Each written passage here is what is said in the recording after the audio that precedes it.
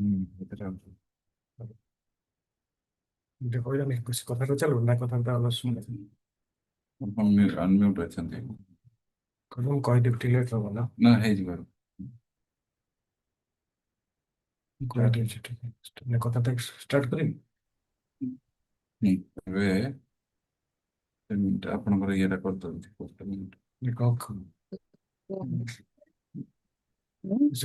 ସେ କଥାଟା ଚାଲୁ କହିଦେବା କଥାଟା हेलो। କରିଦେବା। ଆପଣ ଷ୍ଟାର୍ଟ କରିପାରିବେ। ବୁଝିପାରିବି ରେକର୍ଡିଂ ହବ ହଁ କରନ୍ତୁ। Fingers cross. ହଁ हाँ?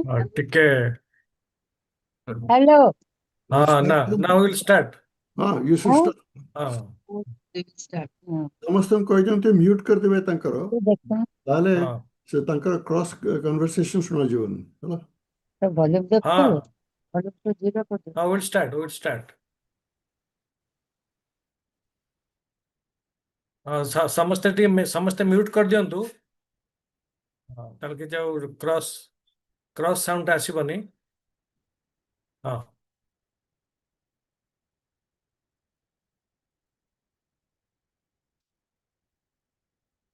କହିଲି ଠିକ ଅଛି। ବର୍ତ୍ତମାନ ଆରମ୍ଭ କରିବା। ଆଜି ଥିଙ୍କର୍ସ କ୍ଲବର 198ତମ ଆଭାସୀ ଆଲୋଚନାରେ ଆପଣମାନେ ସମସ୍ତଙ୍କୁ ମୁଁ ସ୍ୱାଗତ କରୁଛି। ଆଜି ପୂର୍ବତନ ଜଣେ ବିଶିଷ୍ଟ ସମାଜସେବୀ ରାଜନେତା ପୂର୍ବତନ କେନ୍ଦ୍ରମନ୍ତ୍ରୀ ତଥା ରାଜ୍ୟପାଳ ଶ୍ରୀଯୁକ୍ତ ନିତ୍ୟାନନ୍ଦ କାନୁନଗୋଙ୍କର ଶ୍ରାଦ୍ଧ ଦିବସ ଉପଲକ୍ଷେ ତାଙ୍କୁ ଶ୍ରଦ୍ଧାଞ୍ଜଳି ଜଣାଇବା ପାଇଁ ଆମେ ଏ ସଭାର ଆୟୋଜନ କରିଛୁ। ବିଗତ 198ତମ ଆଲୋଚନାରେ ବିଷୟବସ୍ତୁ ଉପରେ ଆଲୋଚନା କରିଥିଲେ ହିଁ ଆଜି ଆମେ ଜଣେ ବିଶିଷ୍ଟ ସମାଜସେବୀ ରାଜନେତାଙ୍କ ବିଷୟରେ ଶ୍ରଦ୍ଧାଞ୍ଜଳି ଦେବା ପାଇଁ ଯାଉଛୁ। ଆଜି ଆମ ଗଣରେ ଅଛନ୍ତି ଶ୍ରୀଯୁକ୍ତ ଲଳିତ ମାନସିଂହ, ଯିଏକି କେନ୍ଦ୍ର ବିଦେଶୀ ମନ୍ତ୍ରଣାଳୟର ସଚିବ ଭାବେ କାର୍ଯ୍ୟରତ ଥିଲେ, ପୂର୍ବତନ ଆମ୍ବାସେଡର। ଆମ ସହିତ ଅଛନ୍ତି ଶ୍ରୀଯୁକ୍ତ ଦେବଦାସ ଛୋଟରାୟ, ଜଣେ ବିଶିଷ୍ଟ ଲେଖକ କବି, ରେଭେନ୍ସା କଲେଜର କୁଳପତି ଭାବେ ଅବସର ନେଇଛନ୍ତି। ଆମ ସହିତ ଅଛନ୍ତି ପ୍ରିୟା କାନୁନଗୋ ଏବଂ ଶ୍ରୀଯୁକ୍ତ ବିବେକ ପଟ୍ଟନାୟକ, ଯାହାଙ୍କ ଉପଦେଷ୍ଟାରେ ଆମର କାର୍ଯ୍ୟକ୍ରମ ବର୍ତ୍ତମାନ ଚାଲିଛି। ତେଣୁ ବର୍ତ୍ତମାନ କାର୍ଯ୍ୟକ୍ରମ ଆମେ ଆରମ୍ଭ କରିବାକୁ ଯାଉଛୁ। ଆଜି এই ଶ୍ରଦ୍ଧାଞ୍ଜଳି ଦିବସ ପାଳନ କରିପାରିବେ ମନେ ପଡ଼େ କଂଗ୍ରେସର 140 ବର୍ଷର ଶାସନ। ଯେତେବେଳେ ନିତ୍ୟାନନ୍ଦ କାନୁନଗୋ ରାଜନୀତି କରୁଥିଲେ ସେତେବେଳେ କଂଗ୍ରେସ ଶାସନାଧୀନ ଥିଲା ଏବଂ ବିଶେଷ କରି ଉତ୍କଳ ସମ୍ମିଳନୀ ମଧୁବାବୁଙ୍କ ଦ୍ୱାରା ପ୍ରତିଷ୍ଠା କରାଯାଇ ଆମ ଓଡ଼ିଶାର ସ୍ୱତନ୍ତ୍ରତା ତାଙ୍କରି ନେତୃତ୍ୱରେ ସମ୍ଭବ ହୋଇଥିଲା। ମଧୁବାବୁ କଂଗ୍ରେସରୁ ନଥିଲେ, କଂଗ୍ରେସ ସେ ପରିତ୍ୟାଗ କରିଥିଲେ ଏବଂ 1933 ମସିହାରେ ସେ ମୃତ୍ୟୁବରଣ କଲା ପରେ 1936 ମସିହାରେ ଯେତେବେଳେ ଆମ ଓଡ଼ିଶା ସ୍ୱତନ୍ତ୍ରତା ଲାଭ କଲା, ସେଇ 1936ରୁ 47 ଦେଶ ସ୍ୱାଧୀନ ପର୍ଯ୍ୟନ୍ତ ଆମର ଗୋଟେ ଶାସନ ଚାଲିଥିଲା। ଏ କଟକ ସହର ରାଜଧାନୀ ଥିଲା। ସେତିକିବେଳେ 1937ରୁ 39 ନିତ୍ୟାନନ୍ଦ କାନୁନଗୋ ଥିଲେ ଆମର ଓଡ଼ିଶା କ୍ୟାବିନେଟରେ ଜଣେ ମନ୍ତ୍ରୀ ଏବଂ ତାପରେ ପରେ ସେ 47ରୁ 52, ତାପରେ ପରେ କେନ୍ଦ୍ରମନ୍ତ୍ରୀ, ତାପରେ ପରେ ରାଜ୍ୟପାଳ ବିହାର ଓ ଗୁଜରାଟ, ଏଇଭଳି ଭାବରେ ତାଙ୍କର ରାଜନୈତିକ ଜୀବନ ଅତିକ୍ରାନ୍ତ ହୋଇଥିଲା ଏବଂ ସେ 88 ବର୍ଷ ଜୀବିତ ଥିଲେ। ଆଜି ତାଙ୍କର ଅଗଷ୍ଟ 2 ଶ୍ରଦ୍ଧାଞ୍ଜଳି ଦିବସରେ ଆମେ ତାଙ୍କୁ ଶ୍ରଦ୍ଧାଞ୍ଜଳି ଅର୍ପଣ କରୁଛୁ ଏବଂ ଯେଉଁ ବିଶିଷ୍ଟ ବ୍ୟକ୍ତିମାନେ ଆଲୋଚନାରେ ଆଜି ଯୋଗଦାନ କରିଛନ୍ତି ସମସ୍ତଙ୍କୁ ଆମେ ବଧାଇ ଜଣାଉଛୁ ଏବଂ ଆମର এই ବକ୍ତବ୍ୟକୁ ୟୁଟ୍ୟୁବ ମାଧ୍ୟମରେ ଆମେ ସାରା ଦେଶରେ ଲୋକମାନଙ୍କ ନିକଟରେ ପହଞ୍ଚିବା ପାଇଁ ଚେଷ୍ଟା କରୁଛୁ। ଏହି ପରିପ୍ରେକ୍ଷୀରେ ବର୍ତ୍ତମାନ ଆମ ଗଣରେ ଅଛନ୍ତି ଶ୍ରୀଯୁକ୍ତ ଲଳିତ ମାନସିଂହ। ସେ ଦିଲ୍ଲୀରୁ ଯୋଗଦାନ କରିଛନ୍ତି। ତାଙ୍କର ଅନ୍ୟତ୍ର କାର୍ଯ୍ୟକ୍ରମ ଥିବାରୁ ତାଙ୍କୁ ମୁଁ ଅନୁରୋଧ କରିବି ସେ ତାଙ୍କର ନିତ୍ୟାନନ୍ଦ କାନୁନଗୋ ଉପରେ ତାଙ୍କର ଯାହା ଅଭିଜ୍ଞତା ଥିବ ସେ ପ୍ରକାଶ କରିବେ।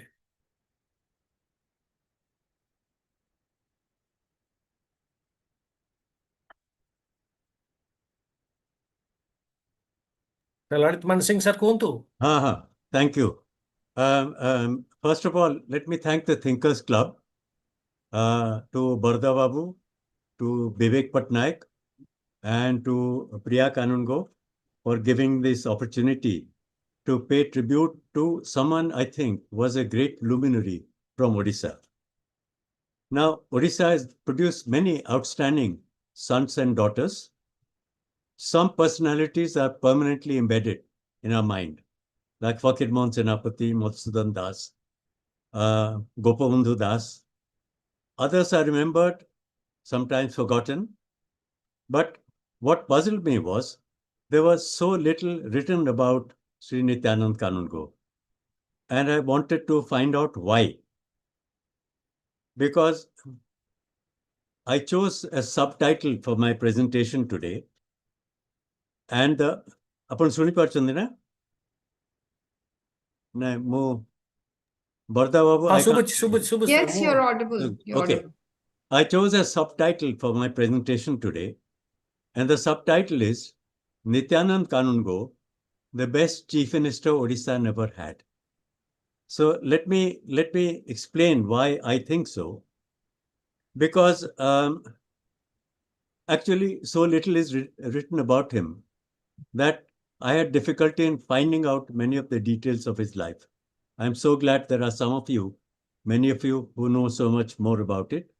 And of course, Barda Babu has given a background of his politics. But I think there are two important aspects of Mr. Kanungo that I want to highlight. One was his politics, and the other is his personality. Let me come to politics first. He came from an affluent family. He got the best education available in Odisha at that time.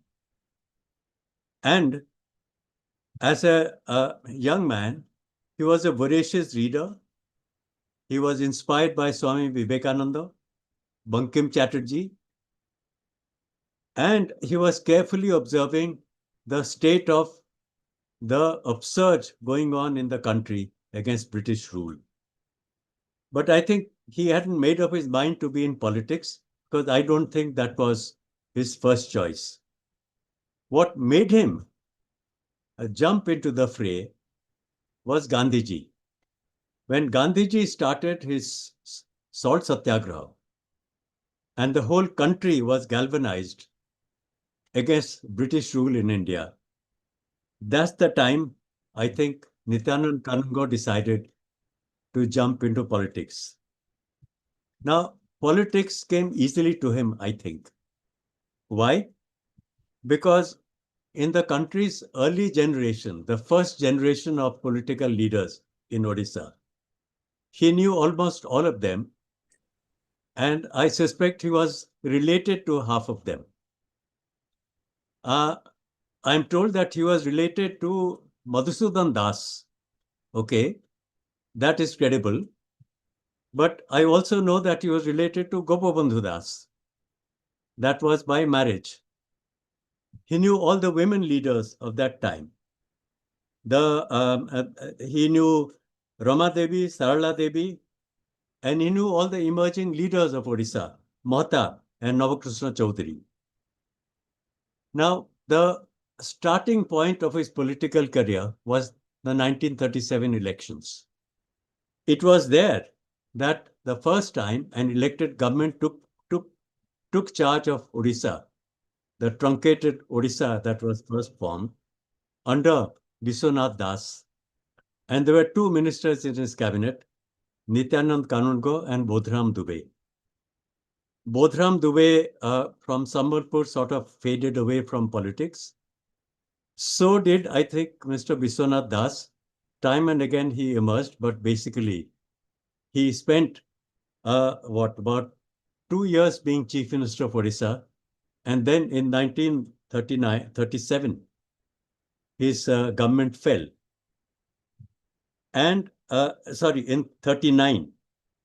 In the 39 elections, Mahta became the Chief Minister of Odisha, and Nityanand Kanungo joined his cabinet.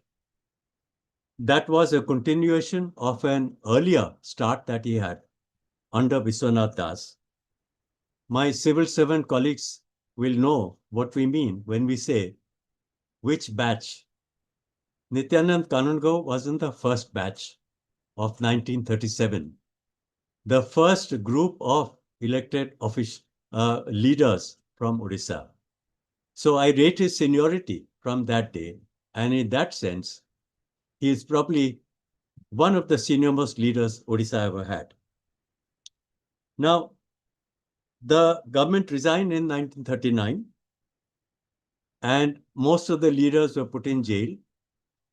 And Nityanand Kanungo spent 6 months in Hazaribagh jail. That was probably a qualification for any political leader of that time.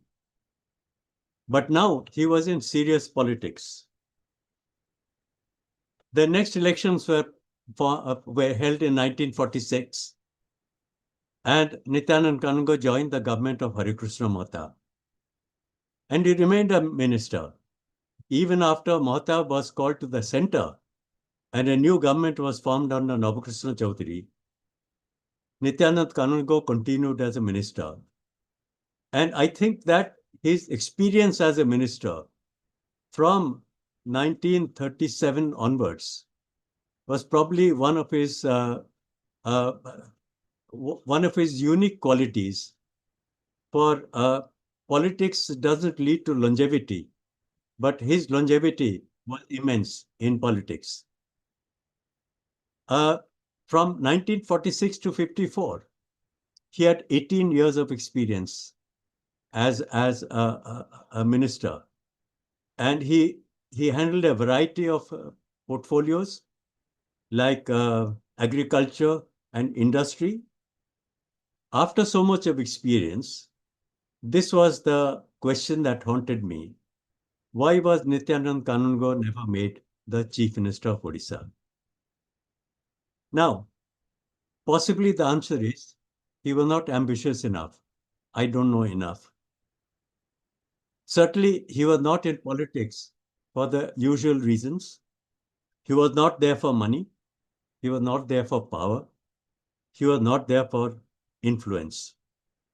Maybe my learned colleagues here, Vivek and Devdas, may be able to throw light on what actually happened in Odisha those days and why he was not taken for the post he was most qualified for, which was to be Chief Minister of Odisha. Well, whatever that may be the reason, Pandit Nehru picked him up to be a minister in the central cabinet. First as a minister of state, as a deputy minister of commerce, then as with full cabinet rank as Minister of Commerce. In the next elections in 1962, Nehru made him Minister of Commerce and Industry. And later on, he was made Minister of Civil Aviation. Now, here again, my colleagues in the administration will be able to confirm this, that every Prime Minister takes the most seasoned politicians of the country as his colleagues in the cabinet. But only a few among them who are the most prominent, most competent, get the very sought after portfolios which are called the power centers of government. And in my mind, these portfolios are home, finance, commerce, industry, even civil aviation. So I raise the question here. Pandit Nehru found him competent enough to be Minister for Commerce and Industry and for Civil Aviation. Why was his service, his very illustrious service, not taken into account into inviting him as being the Chief Minister of Odisha? So we'll set it aside. Well, he stayed on as a minister in the center, and Indira Gandhi was very fond of him, and she was looking for seasoned leaders to be governors, and Nityanand Kanungo was picked up to be governor of two very important states, Gujarat and Bihar. And even in the capacity of a governor, which is really a ceremonial post, he did a lot of very constructive work in both these states. Now, Let me turn to the other factor which I had in mind, which was personality. Does it give us any inkling of why he stayed away from being the Chief Minister of Odisha? Well, I think there is a reason. This is my surmise. There was a reason that what stood in the way was his great sense of integrity and honesty. And these are not qualities which lead you actually to grab power when power is available to you. Why do I talk about his sense of integrity? Because he was once asked in a radio interview what he thought were the three most important problems India suffered from. And without hesitation, he said, injustice, oppression, and corruption. He was a politician who was talking about injustice, oppression, and corruption. And the little that I've seen of his record as a minister, he was always looking for making the life of the poor better by removing or amending oppressive laws, particularly for the farmers of India. He had an eye on corruption in the portfolios he was handling. Commerce, industry are known to have centers of corruption at the top and the middle and the bottom. And perhaps he may have, I'm not sure, he may have felt that the post of a chief minister requires qualities like being a wheeler dealer and making compromises was perhaps not the right position for him. I will wait for my colleagues here will speak on that, perhaps to get an answer, because I know Nityanand Kanungo was not a street level politician. He was not a wheeler dealer. And more than that, I think he was a Bhadralok. He had values which he cherished and he practiced. Now, there's something about his personality I want to talk about. That he was not obsessed with politics. He had other interests in life. He was an intellectual. And as I mentioned, he had been a voracious reader throughout his life. Now, I have discovered that he had an interest in music and dance. And music, I understand, because I believe that his grandfather was a musician. Priya will correct me. I have read somewhere that his grandfather was a practicing musician. Therefore, I'm not surprised that Nityanand Kanungo's son was a very eminent musician. Itu Babu, as I knew him, was a very accomplished tabla player at the National Music Association in Cuttack. And of course, we have Priya carrying on the tradition of music in the third generation of her family.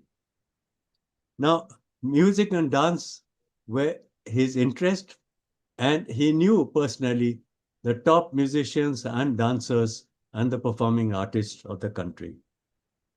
He was also interested in arts and crafts, which is why Indira Gandhi put him on the handicrafts board. And he did a lot of good things for the artisans of the country. I don't know how many of us remember that he took particular interest in the problems with the weaving industry of Odisha. And it did a lot to revive the ikat traditions of Odisha, especially working for the weavers of Nuapatna. And then literature. He was well versed with literature, past and contemporary, and he was made a member of the Central Sahitya Academy. And I believe that he was so proud of it that even as a minister, he continued to be a member and continued to attend the meetings in Delhi. And so I think it was natural for him to have a variety of interests and not just be obsessed with politics. Now, I want to conclude by referring to something personal, which I want to share with you. I had heard that my father had a very high opinion of Nityanand Kanungo, which was unusual because my father could not suffer politicians. But I never had the courage to ask him whether he knew Nityanand Kanungo personally or whether they had any connection with each other. Well, the answer came to me just a few months ago. I was in Bhubaneswar compiling my father's manuscripts and his personal papers for the National Archives of India. And I came across a single sheet, a beautifully handwritten note. And the note was a generous appreciation of the creative writings of Mayadhar Mansingh. And it was signed Nityanand Kanungo. So I got my answer. They must have known each other. And they must have known each other very well. So there must have been mutual admiration amongst them. So the question I had raised was, somehow I feel that Nityanand Kanungo has not been honored enough and remembered enough. And again, I was looking for the answers, and perhaps partly the answer is, it was his personality. He was once asked in an interview why he never wrote his autobiography or his memoirs. And his answer was, and I'm quoting, "There was nothing of value in my lifetime which needed to be recorded." Now, which prominent personality of the country will be modest enough to say he did not think that he did enough in his lifetime to be recorded?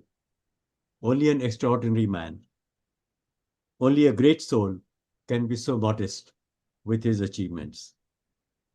So all the more, I think, on this very solemn day, we need to celebrate Nityanand Kanungo's memory and celebrate him, as I want him to, as the best Chief Minister Odisha never had.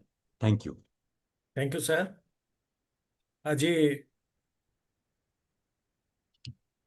ଶ୍ରୀଯୁକ୍ତ ଲଳିତ ମାନସିଂହ ବହୁ ଆଗ୍ରହ ପ୍ରକାଶ କରି ତାଙ୍କର ମତାମତ ସଂକ୍ଷିପ୍ତରେ ଦେଲେ। ଗୋଟେ କଥା ମନେ ପଡ଼େ, ଗାନ୍ଧୀଙ୍କ ପ୍ରେରଣାରେ ନିତ୍ୟାନନ୍ଦ କାନୁନଗୋ 1939ରୁ 45 ଭିତରେ ସେ ତାଙ୍କର ହଜାରିବାଗ ଜେଲରେ କାରାବରଣ କରିଥିଲେ। ଏବଂ he is known to all at that time national leaders like Pandit Nehru, Lal Bahadur Shastri, Harkrishna Mahtab, Vishwanath Das, Navkrishna Chaudhary, and so also at that time. এবং ତାଙ୍କର ପିତା Balmukund Kanungo, he was a deputy magistrate at that time, ଏବଂ ସିଏ ଶରଳା ଦାସଙ୍କୁ ପାଳିତ କନ୍ୟା କରି ଆଣି ରଖିଥିଲେ। ତେଣୁ ଇଏ ତାଙ୍କର ଭଉଣୀ ହିସାବ ହେବେ, Nityananda Kanungo Sarala Das. Sarala Das, you know, at that time he was a revolutionary lady, first lady MLA to the assembly. So I think he has inspired from her in political life. And ବର୍ତ୍ତମାନ ଯେଉଁ କଳୁଷିତ ରାଜନୀତିକୁ ଆଉ ତାକୁ ଯଦି ଆମେ ତୁଳନା କରିବା, ଭାବିଲେ ବହୁତ କଥା ଲାଗେ। ଏବଂ ନିତ୍ୟାନନ୍ଦ କାନୁନ ଭଳିଆ ଲୋକ, ତାଙ୍କ ସମ୍ପର୍କରେ ପୁସ୍ତକ ଲେଖା ହେଇଛି ନା ନାହିଁ ମୁଁ ଜାଣିନି, କିନ୍ତୁ we are feel fortunate that we are going to have a discussion. ବର୍ତ୍ତମାନ ଆସନ୍ତୁ ଶୁଣିବା ଶ୍ରୀଯୁକ୍ତ ଦେବଦାସ ଛୋଟରାୟ, ଯିଏକି ଜଣେ ବିଶିଷ୍ଟ ଶିକ୍ଷାବିତ, ସଂସ୍କୃତି ପ୍ରେମୀ ଏବଂ ଓଡ଼ିଶାର ପୂର୍ବତନ ରାଜଧାନୀ କଟକ ସହରରେ ସେ ବେଶ ପ୍ରତିଷ୍ଠା ଲାଭ କରିଛନ୍ତି ଏବଂ ସାରା ଭାରତରେ ତାଙ୍କ ସୁନାମ ରହିଛି। ତାଙ୍କୁ ଅନୁରୋଧ କରିବି, ସେ ନିତ୍ୟାନନ୍ଦ କାନୁନଙ୍କ ପ୍ରତି ଆଲୋଚନା କରିବା ପାଇଁ ବହୁ ଆଗ୍ରହ ପ୍ରକାଶ କରିଥିଲେ ଏବଂ ତାଙ୍କୁ ଅନୁରୋଧ କରିବି ସେ ତାଙ୍କର ମତାମତ ଦେବେ।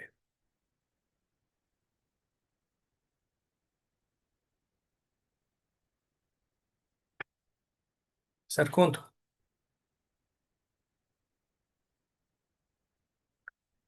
Not audible, sir. Am I audible now? Now you can speak, sir. ସମସ୍ତଙ୍କୁ ନମସ୍କାର। ଯୋଉମାନେ ଦେଖା ଯାଉଛନ୍ତି, ଯୋଉମାନେ ନ ଦେଖା ଯାଇକି ବି ଯେମିତି ବରଦା କହିଲେ ଏ ମିଟିଂ ସହିତ ସମ୍ପୃକ୍ତ ରହିବେ, ସମସ୍ତଙ୍କୁ ନମସ୍କାର। ମୁଁ ପ୍ରକୃତରେ ଟୁ କନଫେସ୍ ନିତ୍ୟାନନ୍ଦ କାନୁନଗୋକୁ କେବେ ଦେଖିନି କି ତାଙ୍କ ବିଷୟରେ ବିଶେଷ କିଛି ଜାଣିନି। ବିଶେଷ କିଛି ଜାଣିଛି ଯାହା ତାଙ୍କ ବିଷୟରେ ଏମିତି କିଛି ଜିନିଷ ନାହିଁ ଯୋଉଟା ଆମର ଲଳିତ ମାନସିଂ ସାର୍ ନ କହିଲେ, ଆଉ ତା ଅପେକ୍ଷା ବେଶୀ ବ୍ୟାଖ୍ୟା କେହି କରିପାରିବେନି ବୋଲି ମୁଁ ଭାବୁଛି ଆଜିକା ମିଟିଂରେ। ଆଉ ମୁଁ ମୋ ଜୀବନ ସାରା ଲଳିତ ମାନସିଂଙ୍କ ପାଖରୁ ହିଁ ଓଡ଼ିଶାର ଇତିହାସ ଜାଣିଛି, ପଢିକି ନୁହଁ। ତାଙ୍କର ଭାଷଣ ବିଭିନ୍ନ ସମୟରେ ଶୁଣି ମୁଁ ପ୍ରଥମେ ତାଙ୍କ ପାଖରୁ ଶୁଣିଲି ଯେ ଆମର କୋଣାର୍କ ମନ୍ଦିରଟା ତିଆରି ହେଇଥିଲା ଆମର ନୌ ବାଣିଜ୍ୟର ପଇସାରେ। ଆମ ଦେଶରେ ରାଜସ୍ୱ ଏତେ ନଥିଲା, ଗୋଟେ ଦରିଦ୍ର ଦେଶ, ଆଉ ବିଭିନ୍ନ ୱେଦର ଭ୍ୟାଗେରିଜ ଭିତରେ କେବେ ବଢି କେବେ ମରୁଡି, ତା ଭିତରେ କୋଉଠୁ ଏତେ ଟଙ୍କା ଆସିବ ଯେ କୋଣାର୍କ ମନ୍ଦିର ଉପରେ ଗୋଟେ ମନ୍ଦିର ତିଆରି ହେଇପାରିବ। ସେଟା କେବଳ ଆମର ନୌ ବାଣିଜ୍ୟ ଯୋଗୁରୁ ହେଇପାରିଥିଲା ବୋଲି ଏମିତି ଗୋଟେ କଥା ମୁଁ ସାର୍ଙ୍କ ପାଖରୁ ଶୁଣିଥିଲି। ସାର୍ ଯେତେବେଳେ ଲଳିତ ମାନସିଂଙ୍କ କଥା କହୁଛି, ବିଭିନ୍ନ ଜାଗାକୁ ଯାଆନ୍ତି ତ ସେତେବେଳେ ତାଙ୍କୁ ଲୋକ ଭାବନ୍ତି ସେ ବଙ୍ଗାଳୀ ବୋଲି ବା ଉତ୍ତରପ୍ରଦେଶର ଲୋକ ବୋଲି, ତାଙ୍କୁ ଓଡ଼ିଆ ଲୋକ ବୋଲି କେହି ଭାବନ୍ତିନି। ସାର୍ ପ୍ରଥମେ କହିଲେ ଯେ ମୁଁ ତ ଆମ୍ବାସାଡର ହେଲି, ISIFS ରେ ପ୍ରଥମ ହେଇଥିଲି, ଓଡ଼ିଶାର ପ୍ରଥମ ଆମ୍ବାସାଡର ହେଲି, କିନ୍ତୁ ମୋର ରହିଲା responsibility as to how to introduce my state to the rest of the people. ସେଥିପାଇଁ ମୁଁ ସବୁବେଳେ ମୋ ଷ୍ଟେଟ୍ ବିଷୟରେ କହେ। ତ ସାର୍ ନିତ୍ୟାନନ୍ଦ କାନୁନଗୋ ବିଷୟରେ କହିଦେଲେ, ଆଉ ସବୁଠୁ ବଡ଼ କଥା କହିଲେ ଯେ he was perhaps the best chief minister we did not have. ଆମେ ଏଇଟା ଗୋଟେ ଜାଣିପାରିଲୁନି, କାରଣ ମୁଁ ଯେମିତି କହିଥିଲି ଯେ I perhaps belong to the generation of his grandchildren. ତାଙ୍କର grandchildren ଯିଏ Pushparaj, he was my classmate in Ravenshaw college, ମୁଁ ତାକୁ ଜାଣିଛି, ତା ସ୍ତ୍ରୀ ଶ୍ରୀରେଖାକୁ ଜାଣିଛି। କିନ୍ତୁ ଆମେ ଯେତେବେଳେ ଥିଲୁ କଲେଜିଏଟ ସ୍କୁଲରେ କିମ୍ବା ରେଭେନ୍ସା କଲେଜରେ, ବହୁତ ଲୋକ ସେଠିକି ଯିବା ଆସିବା କରୁଥିଲେ, କିନ୍ତୁ କେବେ ନିତ୍ୟାନନ୍ଦ କାନୁନଗୋକୁ ଆସିବା ବା କୌଣସି ପବ୍ଲିକ ମିଟିଂରେ ରହିବାର ମୁଁ ଦେଖିନି। ସବୁବେଳେ ରହୁଥିଲେ ଡକ୍ଟର ମହତାବ, ଉତ୍କଳ କେଶରୀ, ବମ୍ବେ ଯାଇଥିଲା ବେଳେ ଗଭର୍ଣ୍ଣର ହେଇକି ସେତେବେଳେ, ତାପରେ ଫେରିଲା ପରେ ବି ଆମେ ଥରେ ପଢିଥିଲୁ ସନ୍ଧ୍ୟାବେଳେ ଅପରାହ୍ନରେ ପଶି ଆସିଲା ଆମ ସ୍କୁଲ ହଲ୍ ଭିତରକୁ ଉତ୍କଳ କେଶରୀ। ମୁଁ ସେତେବେଳେ ବୁଝିଲି ଯେ କେଶରୀ ମାନେ ସିଂହ। ମୁଁ 4th କ୍ଲାସରେ ପଢୁଥିଲି ବୋଧେ। ତ ଏଇ ସବୁ ଲୋକଙ୍କ ଭିତରେ ତାଙ୍କର କାହିଁକି ଜଣାଶୁଣା ନଥିଲା। ପୁଣି ମୋ ବାପା who was politically very conscious, ଏବଂ ତାଙ୍କର ନାଟକରେ ସବୁବେଳେ ପଲିଟିକ୍ସ ପ୍ରଚ୍ଛନ୍ନ ଭାବରେ ରହିଛି, ଏବଂ ସେ ତାଙ୍କର ଗୋଟେ ବହି ଲେଖିଛନ୍ତି ପଥିକ ବୋଲି। ସେଥିରେ ସେଇ ପିରିୟଡରେ ପର୍ଟିକୁଲାରଲି ଗୋପବନ୍ଧୁ ଦାସ ମରିଗଲା ପରଠୁ ଆମର କରେଣ୍ଟ ଟାଇମ୍ସ ପର୍ଯ୍ୟନ୍ତ ବିଭିନ୍ନ ଲୋକଙ୍କ କଥା ଲେଖିଛନ୍ତି। ଗୋଦାବରୀ ମିଶ୍ରଙ୍କଠୁ ଆରମ୍ଭ କରି ମହାପାତ୍ରଙ୍କଠୁ ଆରମ୍ଭ କରି ଏମିତିକି ଭୈରବ ବାବୁଙ୍କ ବିଷୟରେ ବି ଲେଖିଛନ୍ତି, ଯିଏ ବାରବାଟୀ ଷ୍ଟାଡିୟମ ତିଆରି କରିଥିଲେ। କିନ୍ତୁ କୌଣସି ଜାଗାରେ ନିତ୍ୟାନନ୍ଦ କାନୁନଗୋଙ୍କର ନାଁ ନାହିଁ। ସରଳା ଦେବୀ ଅଛନ୍ତି, କିନ୍ତୁ ନିତ୍ୟାନନ୍ଦ କାନୁନଗୋଙ୍କର ନାଁ ନାହିଁ। ସାର୍ ଯେମିତି କହିଛନ୍ତି, ହୁଏତ ସେ ନିଜକୁ ୱିଡ୍ର କରିକି ରଖୁଥିଲେ ସବୁବେଳେ, ବା ଯୋଉ ରକମର ମାନସିକତା ଥିଲା ସେଥିରେ ସେ ଧସେଇକିରି ପଶିକି ନିଜକୁ ପବ୍ଲିକ କରିବାର ବିଶେଷ ଆଗ୍ରହ ବୋଧେ ତାଙ୍କର ନଥିଲା। ଯେହେତୁ ଆମେ ଜାଣିନୁ, କାରଣ ଯଦି ସେ ବଞ୍ଚିଥାନ୍ତେ ତାହେଲେ ତାଙ୍କୁ 126 ବର୍ଷ ହେଇଥାନ୍ତା ବୋଲି ଲୋକ କହୁଛନ୍ତି। ମୁଁ ଶୁଣିଛି ଯେ ଶ୍ରୀକୃଷ୍ଣ କୁଆଡେ 115 ବର୍ଷ ପର୍ଯ୍ୟନ୍ତ ବଞ୍ଚିଥିଲେ। ଶ୍ରୀକୃଷ୍ଣ ବି 115 ବର୍ଷ ବୟସରେ ମରିଯାଇଥିଲେ। ଆଉ ଯଦି ନିତ୍ୟାନନ୍ଦ କାନୁନଗୋ ବଞ୍ଚିଥାନ୍ତେ ତାକୁ 126 ହେଇଥାନ୍ତା। ତ ସେ ଏତେ ପୁରୁଣା ଲୋକ ଆମ ହିସାବରେ, ଯଦିଓ ମତେ 80 ବର୍ଷ ହେଲାଣି, କିନ୍ତୁ ତଥାପି ସେ ମୋ ପାଇଁ ଏତେ ପୁରୁଣା ଯେ ନା ମୁଁ ତାଙ୍କୁ ଦେଖିଛି, ମୁଁ ନା ତାଙ୍କ ବିଷୟରେ ବେଶୀ କିଛି ଜାଣିଛି। ଗୋଟେ କଥା ଥିଲା ଯେ ସେ ବିହାରରେ ଥିଲେ ଗଭର୍ଣ୍ଣର। ମୁଁ ବିହାରରେ ଚାକିରି କରିଛି, ବିହାର କ୍ୟାଡରରେ। ବିହାର କ୍ୟାଡରରେ ମୁଁ ଚାକିରି କରିକି ଗଲା ବେଳକୁ ଇନ୍ 71 ସେ କିଛି ସମୟ ଗଭର୍ଣ୍ଣର ଥିଲେ ଏବଂ ସେ 67 ମସିହାରୁ 71 ମସିହା ପର୍ଯ୍ୟନ୍ତ ବିହାରରେ ଗଭର୍ଣ୍ଣର ଥିଲେ। ସେତେବେଳେ ମହାମାୟା ପ୍ରସାଦ ସିହ୍ନା, ସତୀଶ ପ୍ରସାଦ ସିଂ, ବିପି ମଣ୍ଡଲ, ଭୋଲା ପାସୱାନ ଶାସ୍ତ୍ରୀ, ହରିହର ସିଂ, ଦାରୋଗା ରାୟ, ଏମିତିକି କର୍ପୂରୀ ଠାକୁର, ଯାହାଙ୍କ ପାଖରେ ମୁଁ କିଛି ଦିନ କାମ କରିଛି, କର୍ପୂରୀ ଠାକୁରଙ୍କ ପାଖରେ। ତ ଏ ସମସ୍ତଙ୍କ ସାଙ୍ଗରେ ସେମାନେ ସବୁ ମୁଖ୍ୟମନ୍ତ୍ରୀ ଥିଲେ ଆଉ ନିତ୍ୟାନନ୍ଦ କାନୁନଗୋ ଥିଲେ governor. Eat is quite a long time. 67 ରୁ ଆରମ୍ଭ କରି 71 ପର୍ଯ୍ୟନ୍ତ ଗଭର୍ଣ୍ଣର ଥିଲେ। ଆଉ ଏତେ ସବୁ ମହାରଥୀ ବିହାରର, ଯୋଉମାନଙ୍କ ନାଁ ମୁଁ ପଢିଲି, ଯୋଉମାନେ ରାଜ୍ୟ ରାଜନୀତିଠୁ ଆରମ୍ଭ କରି ଦେଶର ରାଜନୀତିରେ ଯଥେଷ୍ଟ ବଡ ଭୂମିକା ନିର୍ବାହ କରିଛନ୍ତି, ସେ ସମସ୍ତଙ୍କର ସେ ଗଭର୍ଣ୍ଣର ଥିଲେ। ଏଇଟା ମୁଁ ପଢିକି ଜାଣୁଛି ୱିକିପିଡିଆରୁ, କିନ୍ତୁ ଏମିତି କୌଣସି ଘଟଣା ମତେ ମନେ ନାହିଁ ଯୋଉଟା ମୁଁ ସ୍ପଷ୍ଟ ଭାବରେ କହିପାରିବି। ତାଙ୍କ ପରିବାରର 2 ଜଣ ପୁଅ, ଇତୁ ବାବୁ ଯାହାଙ୍କ କଥା ସାର୍ କହିଲେ, who was a part of the National Music Association and a great tabla player, and he was a good friend to my father. ଆମ ଘରକୁ ବି ଆସିଛନ୍ତି। ତା ଛଡା ତାଙ୍କର ଆଉ ଜଣେ ପୁଅ who had autistic problems, ଆଉ ପରିଷ୍କାର ଭାବରେ କଥା କହିପାରୁନଥିଲେ, ସେ ବି ସବୁବେଳେ ବାପାଙ୍କ ପାଖକୁ ଆସନ୍ତି। ସେ ରିକ୍ସାରୁ ଓହ୍ଲେଇ ପାରନ୍ତିନି, ଆମେ ଯାଇକି ତାଙ୍କୁ ରିକ୍ସାରୁ ଓହ୍ଲେଇ ଦଉ, ପୁଣି ଚଢେଇ ଦଉ। କିନ୍ତୁ ଏମିତି କୌଣସି ଦିନ ନାହିଁ ସେ ବାହାରିକି ନ ଯାଆନ୍ତି ଆଉ ନ ବୁଲନ୍ତି। And he was A feature of Cuttack. ଆମେ କଲେଜରେ ପଢୁଥିଲା ବେଳେ, ଆମେ ସ୍କୁଲରେ ପଢୁଥିଲା ବେଳେ। ସାଚି କାନୁନଗୋ ସେ। ହଁ, ଦ୍ୟାଟ୍ସ ରାଇଟ୍, ରଳିତ ସଚିଦାନନ୍ଦ। ଆଣ୍ଡ ଯଥେଷ୍ଟ ପଢାପଢି କରନ୍ତି, ଯଥେଷ୍ଟ ବିଷୟରେ ଜାଣିଥାନ୍ତି ଏବଂ ଆମ ବାପାକୁ ତାକୁ ଯଥେଷ୍ଟ ସମୀହ କରିକି ତାଙ୍କୁ ସମ୍ବର୍ଦ୍ଧନା କରନ୍ତି। ଆମର ଯୋଉ ରକମର ଘର, ସାଧାରଣ ନିମ୍ନ ମଧ୍ୟବିତ୍ତରୁ ଆହୁରି ନିମ୍ନ ମଧ୍ୟବିତ୍ତ ଘର, ତା ଭିତରେ ତାଙ୍କୁ ଆଣିକି ବସେଇକି ଚା କପେ ଦବା ବି ଆମ ପାଇଁ ଗୋଟେ ଘଟଣା ସେତେବେଳେ। ଏସବୁ ଭିତରେ ଶେଷକୁ ଆଉ ଗୋଟେ କଥା କହିବି ଯାହା ମୋର ମନେ ପଡିଗଲା, ସେଟା ହଉଛି ଆମର ଯୋଉ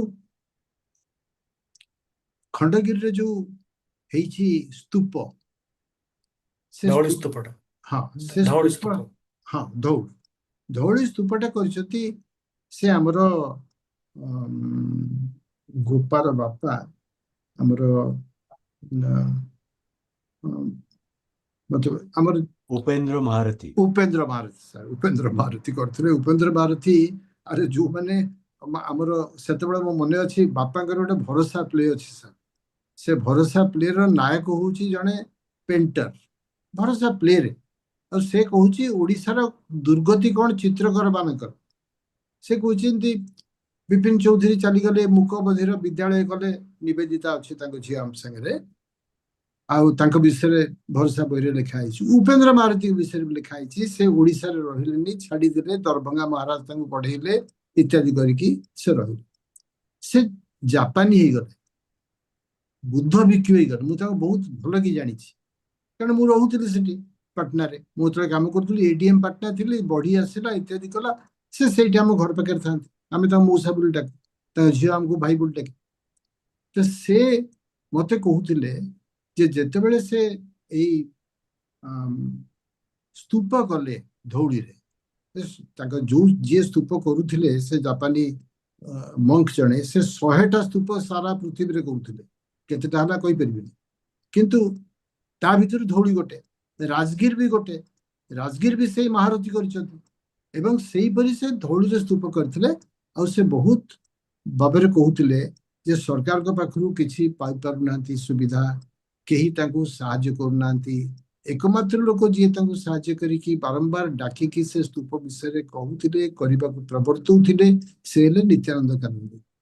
ଏବଂ ସେ ତାଙ୍କର ସବୁ ଡ୍ରଇଂ ଗୁଡାକ ନେଇକି you would present them to Nityanand Kanungo, ସେ ଆପ୍ରୁଭ୍ କଲା ପରେ ଯାଇକି ସେ ସେଠି ସ୍ତୂପ କରୁଥିଲେ। ଯେମିତି ସାର୍ କହିଲେ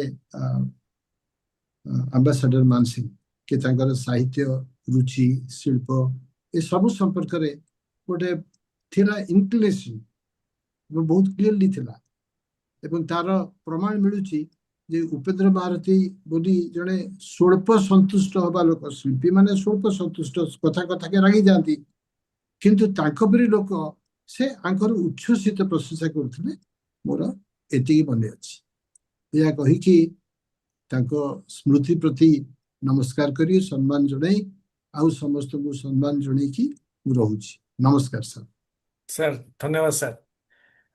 ଆଉ ଆପଣ ଧଉଳି କଥାଟା କହିଲେ, ଏଇଟା ତାଙ୍କର ଗୋଟେ ଉଲ୍ଲେଖଯୋଗ୍ୟ ତାଙ୍କ ସମୟରେ ହେଇଥିଲା। ଆଉ ତାଙ୍କର ବର୍ତ୍ତମାନ ମାନସ ଦାସ ଫିରିଙ୍ଗ ବଜାର ତାଙ୍କର ପଡ଼ିଶା ଅଛନ୍ତି କି? ମାନସ ଦାସ ଅଛନ୍ତି? ଗୋଟେ ପୁରୀରେ କାର୍ଯ୍ୟ ବ୍ୟସ୍ତ ଥିଲେ, ତାଙ୍କର ଗୋଟେ କ'ଣ ମିଟିଂ ଶାଳା ତୁଳସୀ ସଂସଦ ପାଇଁ ବ୍ୟସ୍ତ ଥିଲେ। ସେଥିରେ ସେ କହୁଥିଲେ, ମୁଁ ଶୁଣିଥିଲି ସେ ନନସେନ୍ସ କ୍ଲବ କଥା। ହୁଁ। ନନସେନ୍ସ କ୍ଲବ ବାଖରାବାଦରେ ଥିଲା, ସେଥିରେ ବ୍ରିଟିଶର ଯେଉଁ ଲଲୁପ ଆଖି ଥିଲା, ସେ କିଭଳି ଭାବରେ ସମସ୍ତେ ଆରେଷ୍ଟ ହେଇଥିଲେ, ସେ ତାଙ୍କର ଅନୁଭୂତି ସେ କହିଥାନ୍ତେ। ସେ ବିଷୟରେ ଅନ୍ୟମାନେ କହିବେ। ବର୍ତ୍ତମାନ ମୁଁ ଅନୁରୋଧ କରିବି ଶ୍ରୀଯୁକ୍ତ ବିବେକ ପଟ୍ଟନାୟକ, ଯାହାଙ୍କ ପ୍ରେରଣାରେ ଆମ କାର୍ଯ୍ୟକ୍ରମ ଚାଲିଛି, ତାଙ୍କୁ ଅନୁରୋଧ କରିବି। ସେ ନିତ୍ୟାନନ୍ଦ କାନୁନଗୋ ଉପରେ ବହୁ ଆଗ୍ରହ ପ୍ରକାଶ କରିଥିଲେ ଏହି ଆଲୋଚନାଟି କରିବା ପାଇଁ, ଏବଂ ସେ ମଧ୍ୟ ତାଙ୍କର ବିଶେଷ ଭୂମିକା ସାମାଜିକ କ୍ଷେତ୍ରରେ ହଉ ବା ରାଜନୈତିକ କ୍ଷେତ୍ରରେ ହଉ, ତାଙ୍କର କ'ଣ ମାନେ ଅନକମ୍ପାରେବଲ ଆକ୍ଟିଭିଟିଜ ଯଦି ସାର୍ଙ୍କ ଦୃଷ୍ଟିରେ ଥିବ ସେଠି କହିବେ। ବହୁତ ଧନ୍ୟବାଦ। ସମସ୍ତେ ମୋ କଥା ଶୁଣିପାରୁଛନ୍ତି? ସାର୍ ସାର୍ ହଁ। ମୁଁ ପ୍ରଥମେ ତ ଧନ୍ୟବାଦ ଦେବି ବରଦା ବାବୁଙ୍କୁ। ସେ ନିତ୍ୟାନନ୍ଦ କାନୁନଙ୍କ ଉପରେ ତାଙ୍କ ଶ୍ରାଦ୍ଧ ଦିବସ ଦିନ ଗୋଟେ ଚର୍ଚ୍ଚା ଆରମ୍ଭ କଲେ।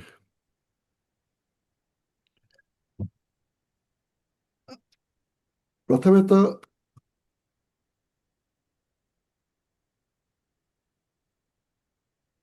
ଲଲିତେନ୍ଦୁ ମାନସିଂ, ଆମ୍ବାସାଡର ଲଲିତେନ୍ଦୁ ମାନସିଂ ଯାହା କହିଲେ, ତାପରେ ଆଉ କିଛି କହିବାର କିଛି ବାକି ନାହିଁ। ସେ କହିଲେ he was the best chief minister of Odisha never had. ମୁଁ ନିତ୍ୟାନନ୍ଦ କାନୁନଙ୍କୁ ଜାଣିଥିଲି ପିଲାଦିନୁ। ସେ ଯେତେବେଳେ ନବକୃଷ୍ଣ ଚୌଧୁରୀଙ୍କ ମନ୍ତ୍ରିମଣ୍ଡଳରେ ଗୃହମନ୍ତ୍ରୀ ହିସାବରେ କାମ କରୁଥିଲେ। ତାଙ୍କୁ କେବେ ନିଜେ ଦେଖିନଥିଲି, କିନ୍ତୁ ପ୍ରଥମ ଥର ପାଇଁ ମୁଁ ଦେଖିଲି, ମୁଁ ଯେତେବେଳେ ରେଭେନ୍ସା କଲେଜରେ ଛାତ୍ର ଥିଲି।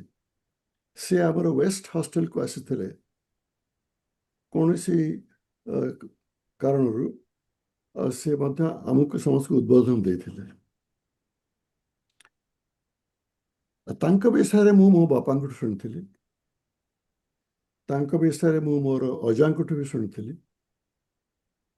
ତାପରେ ତାଙ୍କର ବକ୍ତୃତା ଶୁଣିଲା ପରେ ମୁଁ ପଚାରିଲି ମୋ ବାପାଙ୍କୁ ଯେ ସେ ତ ଗୃହମନ୍ତ୍ରୀ ଥିଲେ, ଆଉ ଆପଣଙ୍କ ତାଙ୍କ ବିଷୟ ଆପଣଙ୍କ ମତ କ'ଣ? ସେ କହିଲେ ସେ ଗୋଟେ ରାଜନୀତିଜ୍ଞ ନୁହନ୍ତି, ସେ ଉତ୍ତମ ଲୋକ, ଭଦ୍ର ଲୋକ। ଯାହା ବର୍ତ୍ତମାନ ଆମର ରାଷ୍ଟ୍ରଦୂତ ମାନସିଂ ପଚାରିଲେ ଯେ ବିବେକ କହିବ କିମ୍ବା ଦେବଦାସ କହିବ, ସେ କାହିଁକି ମୁଖ୍ୟମନ୍ତ୍ରୀ ହେଇପାରିଲେନି ଓଡ଼ିଶାରେ? ମୁଁ ଭାବୁଛି ମୋ ବାପାଙ୍କର ମନ୍ତବ୍ୟ ତାକୁ ଆମେ ତା ଭିତରୁ ଯଦି ଯିବା ଆମେ ବୁଝିପାରିବା ଯେ ରାଜନୀତିରେ ଭଦ୍ରଲୋକମାନେ ପଶିଲେ ମୁଖ୍ୟମନ୍ତ୍ରୀକୁ ଯିବା ବଡ଼ କଷ୍ଟ। ଏ ଯେଉଁ ହ୍ୱିଲର ଡିଲର ଏସବୁ ହ୍ୱିଲର ଡିଲିଂ ତାପରେ ମୋ ଦ୍ୱିତୀୟ ଥର ତାଙ୍କ ସାଙ୍ଗେ ଦେଖା ହେଲା ଯେତେବେଳେ ସେ ଦେହ ଭଲ ନଥିଲା। ସେ କଟକ ନର୍ସିଂହୋମରେ ରହୁଥିଲେ।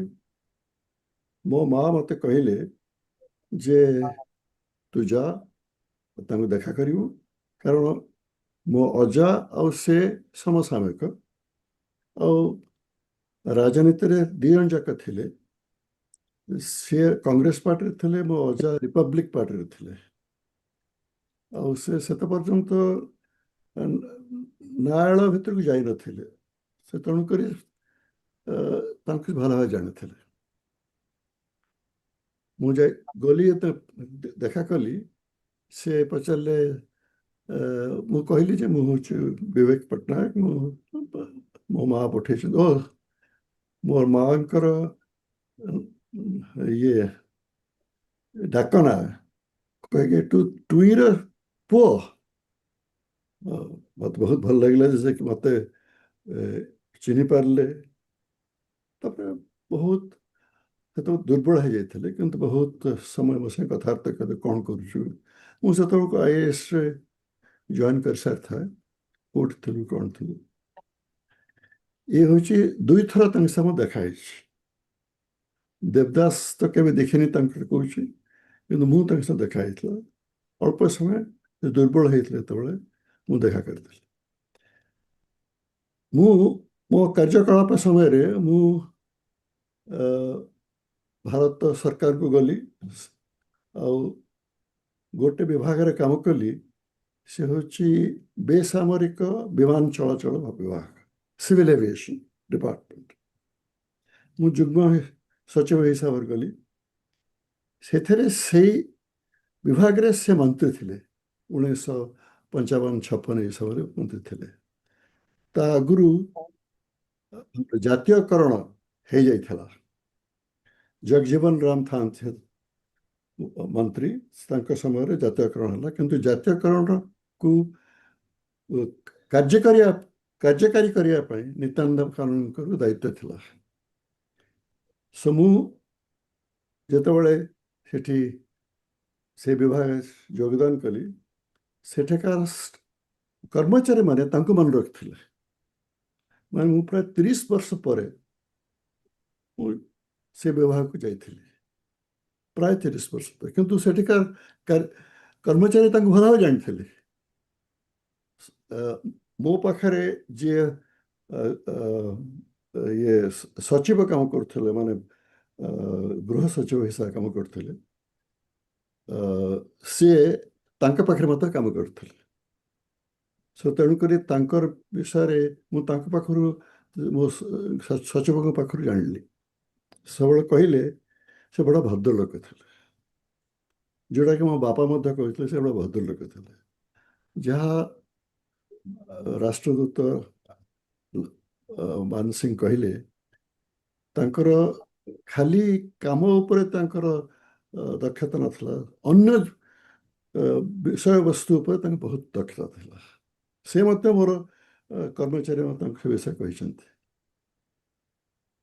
ତାପରେ ମୁଁ ଗୋଟେ କଥା କହିବାକୁ ଚାହୁଁଛି ଯେ ପ୍ରାୟ ବହୁତ ବର୍ଷ ପରେ ତାଙ୍କ ପୁଅ ଶୋଭନ କାନୁନଗୋ, ସେ ମଧ୍ୟ ସେ ବିଭାଗର ସଚିବ ହେଇକି ଆସିଲେ। ସେତେବେଳକୁ ମୁଁ ନଥିଲି, ମୁଁ ଚାଲି ଯାଇଥିଲି ବାହାରକୁ। ସେ ଆସିଲେ। ଆହୁରି ବଡ଼ କଥାଟା ହେଉଛି କ'ଣ କି ତାଙ୍କର ଗୋଟେ ବଡ଼ ଜ୍ଞାନୀ ପୁତ୍ର କିଶନ କାନୁନଗୋ, ତାଙ୍କ ବିଷୟରେ କେହି କହିଲେନି। ମୁଁ ତାଙ୍କୁ ବି ଜାଣିଥିଲି, ବଡ଼ ଜ୍ଞାନୀ ଲୋକ ଥିଲେ। ଆଉ ପୁଷ୍ପରାଜ ଗଣିତ ବିଜ୍ଞାନରେ ଗୋଟେ ଦକ୍ଷ ପ୍ରଫେସର ଥିଲେ।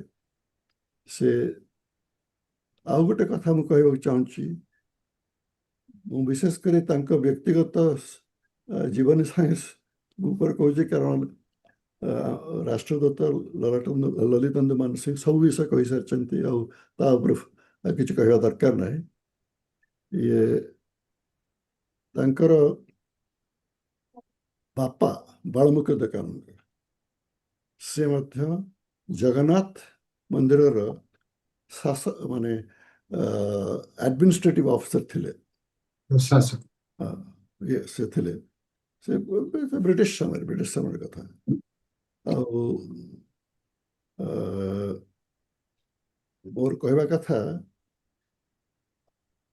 ବର୍ତ୍ତମାନ ପରିସ୍ଥିତି ତ ଅଲଗା ଏକଦମ। ପରିସ୍ଥିତି କେତେ କୋଉ ସମୟରୁ ବଦଳିଲା ସେଟାକୁ ସମସ୍ତେ ଅନୁମାନ କରିପାରିବେ ଯେଉଁମାନେ ଇତିହାସ ସାଙ୍ଗେ ସମ୍ପର୍କିତ ହୋଇଛନ୍ତି। ଗୋଟେ କଥା ମୁଁ କହିବାକୁ ଚାହେଁ, ଦେଶରେ ବହୁତ ନେତା ଅଛନ୍ତି,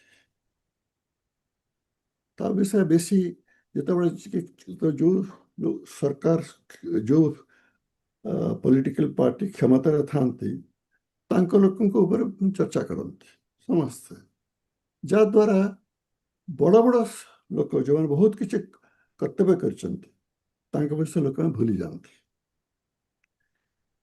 ଯେତେବେଳେ ପ୍ରିୟା ମୋତେ କହିଲା ଯେ ନିତ୍ୟାନନ୍ଦ କାନୁନଗୋ ବିଷୟରେ କାହିଁକି କେହି କିଛି କହୁନାହାନ୍ତି, ମୁଁ ଭାବିଲି ସତ କଥା। ନିତ୍ୟାନନ୍ଦ କାନୁନଗୋ ଗୋଟେ ମସ୍ତ ବଡ଼ ରାଜନୀତିଜ୍ଞ ଥିଲେ। ସେ ମଧ୍ୟ ଓଡ଼ିଶାର ପ୍ରଧାନମନ୍ତ୍ରୀ ହେଇପାରିଥାନ୍ତେ 1937 ମସିହାରେ। କାରଣ ଦୁଃଖର ବିଷୟ କୌଣସି କାରଣରୁ କଂଗ୍ରେସ ପାର୍ଟି ସରକାର ଗଠନ କଲା ନାହିଁ। ସେଥିପାଇଁ ତାଙ୍କର ଅପରଚ୍ୟୁନିଟି ମିଳିଲା ନାହିଁ। କିନ୍ତୁ ସେଇ ସମୟରେ ସେ କଂଗ୍ରେସ ପାର୍ଟିର ସର୍ବୋଚ୍ଚ ନେତା ଥିଲେ, ସେ ମୁଖ୍ୟମନ୍ତ୍ରୀ ହେଇପାରିଥାନ୍ତେ। ସେ ଯେତେବେଳେ କଂଗ୍ରେସ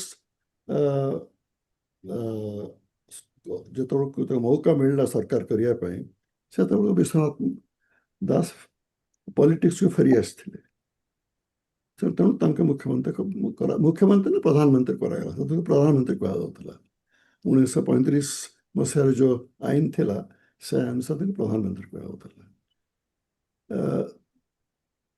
ସତ କହିଲେ ଯେ ଆମ ଦେଶରେ ବହୁତ ନେତା ଲୋକ ଭୁଲି ଯାଉଛନ୍ତି ମଧ୍ୟ। ସେଥିପାଇଁ ଯେତେବେଳେ ପ୍ରିୟା ମୋତେ କହିଲେ, ମୁଁ କହିଲି ନିଶ୍ଚୟ ମୁଁ ବରଦାବାବୁଙ୍କୁ ଅନୁରୋଧ କରିବି ତାଙ୍କ ଥିଙ୍କର୍ସ କ୍ଲବରେ ଗୋଟେ ମିଟିଂ ଆରମ୍ଭ କରାଯିବ, ଲୋକ ମନେ ରଖିବେ। ଆଉ ଏତିକି କହିକି ମୋର ବକ୍ତବ୍ୟ ଶେଷ କରିବି। ଆଉ ଗୋଟିଏ ଉପସ୍ଥାପନ ମୁଁ କରିବି, ତ ତାଙ୍କ ନାଁରେ ସେ ନୟା ସଡ଼କର ରାସ୍ତା ନାଁଟା ବଦଳିବା ଦରକାର। ସେ ନିତ୍ୟାନନ୍ଦ କାନୁନଗୋ ରାସ୍ତା ବୋଲି କହିବା ଦରକାର। ଆଉ ନୟା ସଡ଼କ କହିକି ଲାଭ ନାହିଁ, ସେଇ ଏରିଆ ସେ ରହୁଥିଲେ। ମୋର ପ୍ରସ୍ତାବ ହେଲେ କେତେ ଦୂର ସେଟା ସମ୍ଭବ ହବ ମୁଁ କହିପାରିବିନି, ଏଇଟା ମୋର ପ୍ରସ୍ତାବ, ତାହେଲେ ଲୋକମାନେ ମନେ ରଖିବେ। ବହୁତ ଧନ୍ୟବାଦ। ଠିକ ଅଛି, ଧନ୍ୟବାଦ ସାର୍। ଆପଣଙ୍କର ପ୍ରସ୍ତାବ କାର୍ଯ୍ୟକାରୀ ହେଲା। ଆଉ ଆଜି ତାଙ୍କ ପରିବାରର ତାଙ୍କର ନାତୁଣୀ ପ୍ରିୟା କାନୁନଗୋ ଆମ ସାଙ୍ଗରେ ଅଛନ୍ତି। ତାଙ୍କଠୁ ନିଶ୍ଚୟ ଆମେ କିଛି ଅକୁହା କଥା, କିଛି ପାରିବାରିକ କଥା ଯଦି ସେ ଶ୍ରୋତାମାନଙ୍କୁ ଆଉ ଟିକେ ପ୍ରେରଣା ଦେବା ପାଇଁ କହିବାକୁ ଚାହିଁବେ ତାହେଲେ ସେ କହିପାରିବେ। ପ୍ରିୟା କାନୁନଗୋ ମ୍ୟାଡ଼ାମ। Sound.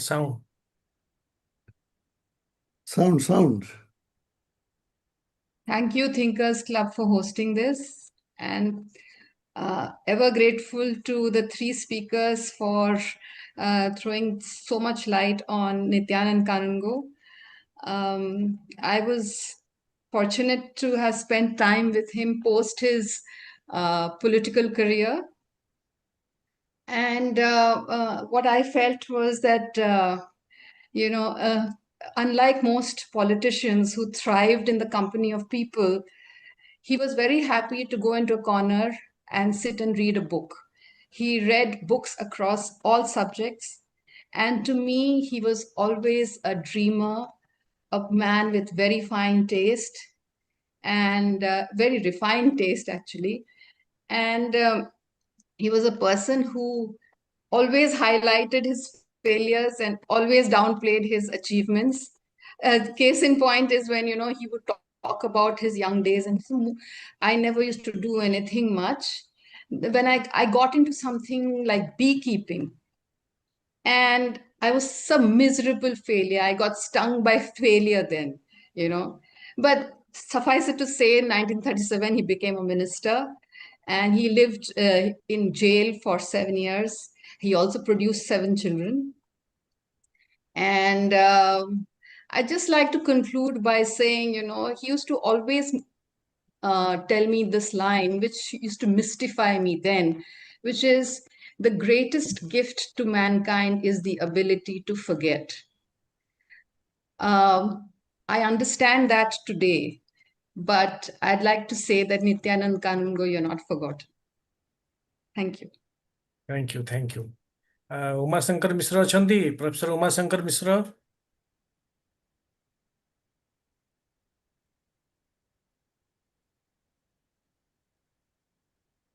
उमाशंकर मिश्र अछंती, आउ जदि कार कोन थिबो पचारे पे पचारंतु. Any proposal or any question? Ina Patnaik is his granddaughter too. You're on line. Would you like to speak? Ina Patnaik.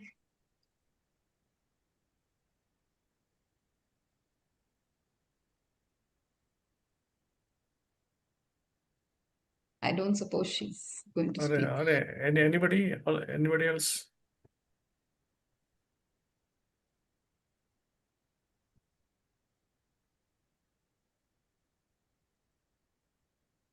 Okay, I have a question.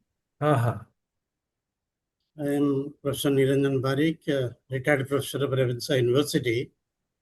I want the question to be answered by Devdas sir, that since he served in Bihar and Nityanand Kanungo was a governor there also, I would like to know that, he was,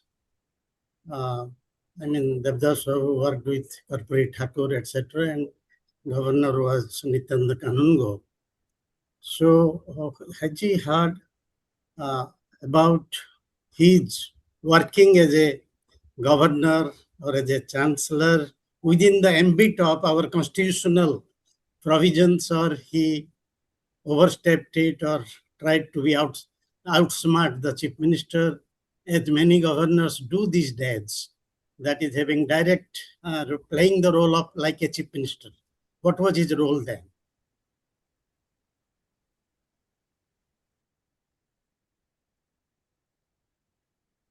I would like to ask, so when I was an assistant collector and having my training in Gujarat state,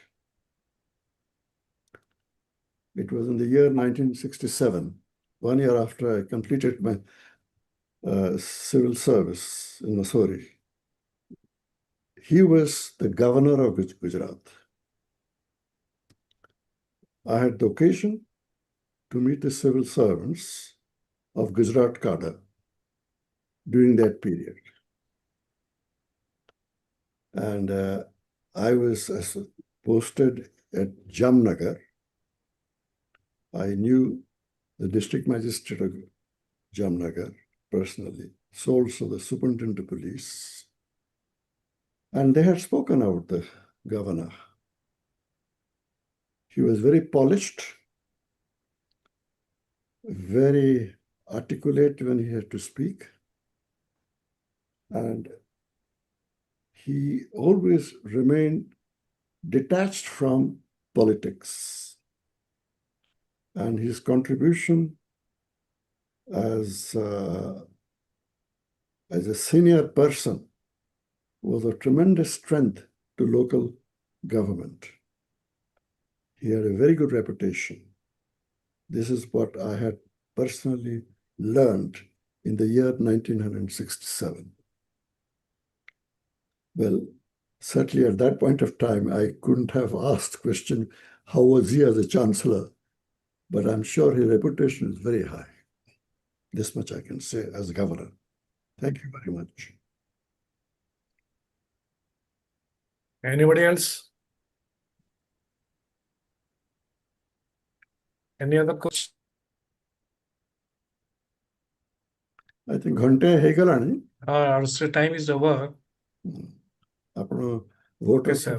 ଦିଅନ୍ତୁ ହଁ। ରାତି ହେଇଗଲାଣି। Okay, sir.